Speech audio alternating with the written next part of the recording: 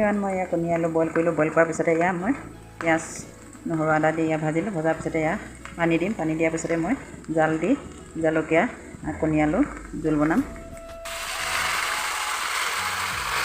পানী দিছোঁ, গৰম পানী উতলাই ল'লোঁ। গৰম পানী দিছোঁ, তাৰপিছত মই জালুক দিম। পঠালৈ বুলি আজি দাৱনী 5জনী, মাংস আনিব সময় নহ'ল, গতিকে মই কণী আলু দম বনালোঁ। চেণ্টাৰৰ পৰা আহি পোৱা দেৰি হ'ল মোৰ। এয়া জালুক দিছোঁ কম পৰিমাণে, বেছি দিলেও বেছি জ্বলা হ'ব।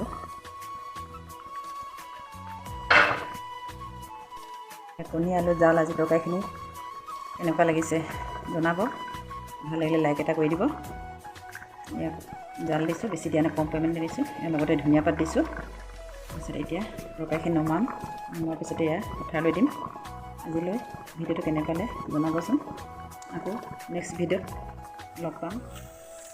দাৱনীখিনি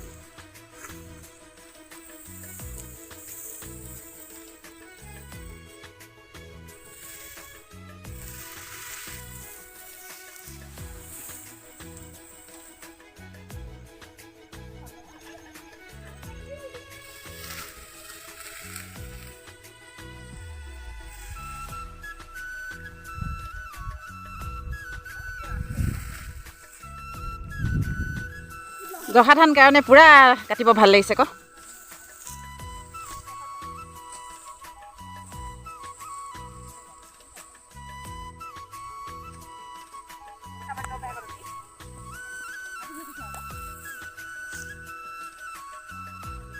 আজি ধান কাটি শেষ হৈছে। ইয়াৰ লখিমী নিম ঘৰলৈ, জহা ধানৰ লখিমী নিম ইয়াৰ কাটি শেষ হ'ল। এতিয়া লখিমীটো বান্ধি থৈছোঁ। কঢ়িয়া শেষ হোৱাৰ পিছত ধান এভাৰ লগতে আৰু লখিমীটো নিম।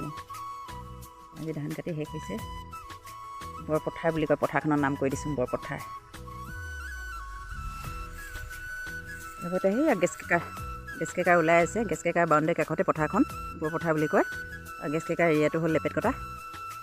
সেই পথাৰখনে দেখুৱাই দিছোঁ। সময় 4 বাজিছে। 4 বজালৈকে পথাৰ ৰৈ আছোঁ ইয়াৰ লখিমী নিবলৈ। ধান কঢ়িয়া শেষ নাই হোৱা, সেইকাৰণে ৰৈ আছোঁ।